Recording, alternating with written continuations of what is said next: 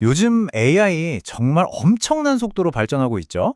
그런데 이 거대한 기술의 물결이 지금 글로벌 정치라는 거대한 벽과 정면으로 부딪히고 있습니다. 그러면서 우리 투자자들 앞에는 전혀 새로운 판이 짜이고 있는데요.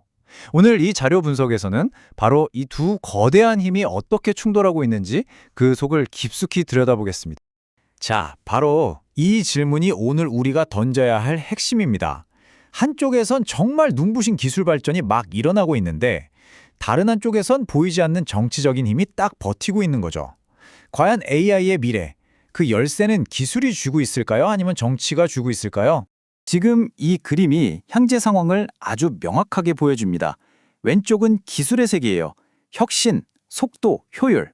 오로지 앞으로만 달려가죠. 오른쪽은 정치의 세계입니다. 통제, 그리고 국가 안보가 최우선이죠.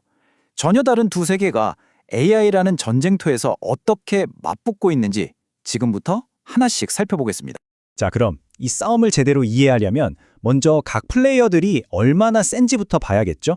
첫 번째 거인, 바로 기술입니다. AI 세계의 엔진을 만드는 이 엄청난 기술 발전이 지금 어디까지 와 있는지 몇 가지 대표적인 숫자로 한번 확인해 보시죠. 자, 이 숫자부터 한번 보시죠. 30배. 이게 정말 엄청난 숫자거든요. 오라클 같은 회사들이 내놓는 최신 AI 인프라가 추론 성능을 이전보다 무려 30배나 끌어올렸다는 겁니다. 기술 발전의 속도가 그야말로 어마어마하다는 걸 보여주는 거죠.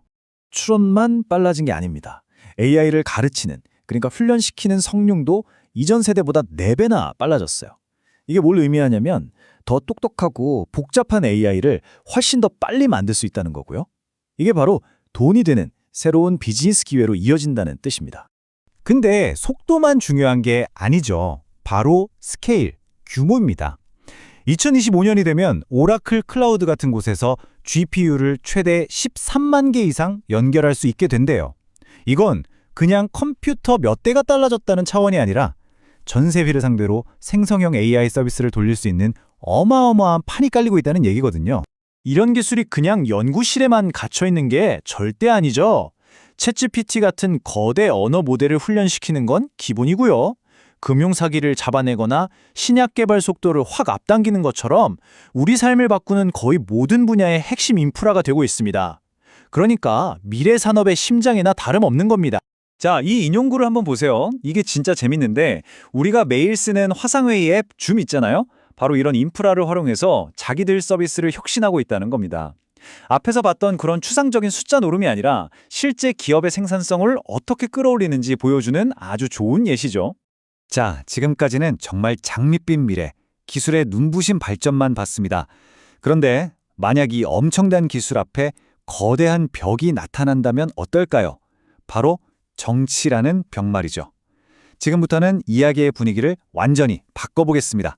바로 이 질문이 지금 투자자들이 머리를 싸매고 고민하는 지점입니다.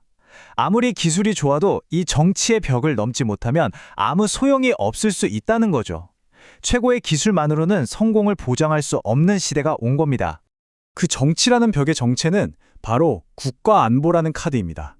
이게 정말 무서운 게 정부가 이 카드를 꺼내들면 거의 뭐든지 막을 수 있는 만능 카드처럼 쓰이고 있거든요. 적대국은 물론이고 동맹국 기업의 투닥까지도요. 그 대표적인 예가 바로 틱톡 사태죠. 이 타임라인을 보면 정말 드라마틱합니다. 법이 만들어지고 대통령이 서명까지 했는데 정권이 바뀌자 행정명령 한 방으로 시행이 계속 미뤄집니다. 기업의 운명이 기술이나 시장 논리가 아니라 순전히 정치적인 계산에 따라 왔다 갔다 하는 걸 똑똑히 보여주는 사례입니다. 근데 여기서 정말 중요한 게 있어요. 저건 중국 기업 얘기잖아 하실 수 있는데 절대 아닙니다. 보시는 것처럼 미국의 핵심 동맹국인 일본의 대표기업 일본제철이 US 스틸을 인수하려고 했을 때도 똑같이 국가 안보 논리로 막았었습니다. 이건 우리 투자자들에게 아주 중요한 신호입니다. 누구도 예외가 될 수 없다는 거죠. 자, 그럼 이 기술, 자본, 정치가 어떻게 뒤엉켜 싸우는지 그 현장을 한번 제대로 들여다볼까요? 바로 틱톡 딜을 한번 샅샅이 뜯어보겠습니다. 이 딜에 얽힌 플레이어들 면면을 한번 보세요. 정말 화려합니다.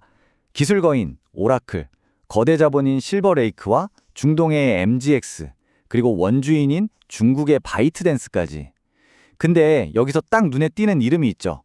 오라클의 CEO 레리 앨리슨. 이 사람이 바로 트럼프의 아주 강력한 지지자입니다. 벌써부터 정치 냄새가 나죠? 그래서 제한된 지분 구조를 보면 겉으로는 꽤 그럴듯해 보입니다. 미국 컨소시엄이 거의 절반을 가져가고 정작 중국 본사인 바이트댄스는 20%만 가지니까 이제 미국이 주인이구나 싶죠. 하지만 진짜 핵심 문제는 따로 있었습니다. 바로 이겁니다. 회사의 껍데기는 미국 회사가 되더라도 틱톡의 핵심, 즉 뭘 보여줄지 결정하는 두뇌, 추천 알고리즘은 여전히 중국의 바이트댄스에서 빌려와야 한다는 겁니다. 껍데기는 미국에 있는데 뇌는 여전히 중국에 연결돼 있는 셈이죠. 이게 과연 안보 위협을 해결한 게 맞냐는 논쟁이 계속될 수밖에 없는 이유입니다. 자, 그럼 이 복잡한 상황들, 도대체 우리 같은 투자자들은 이걸 어떻게 받아들여야 할까요? 이 새로운 게임의 룰을 한번 정리해 보겠습니다. 이제 기술주에 투자하는 공식 자체가 완전히 바뀌었다고 보시면 됩니다. 예전에는 왼쪽에 있는 기술적인 부분, 성능이 어떻고 시장이 어떻고 이런 것만 잘 분석하면 됐어요. 근데 지금은요, 오른쪽에 있는 지정학적 리스크, 즉 정치적인 변수까지 반드시 계산에 넣어야 합니다. 대통령의 트윗 하나에 기업 가치가 휘청이는 시대니까요. 그래서 투자자로서 우리가 머릿속에 꼭 새겨둬야 할 것들입니다. 첫째, 이제 기술이 최고라고 해서 무조건 이기는 시대는 지났습니다. 둘째, 국가 안보라는 와일드카드는 언제 어디서든 튀어나올 수 있습니다. 셋째, 정치가 리스크인 동시에 엄청난 기회가 되기도 합니다. 그리고 마지막으로 이제는 재무제표 보듯이 그 회사의 정치적인 커넥션, CEO는 어느 쪽을 지지하는지까지 봐야 한다는 겁니다. 이게 바로 새로운 시대의 펀더멘탈 분석인 거죠. 결국 모든 이야기는 이 질문으로 돌아옵니다. 미래 AI 시대의 진짜 승자는 과연 코드를 짜는 엔지니어일까요? 아니면 룰을 만드는 정치인일까요?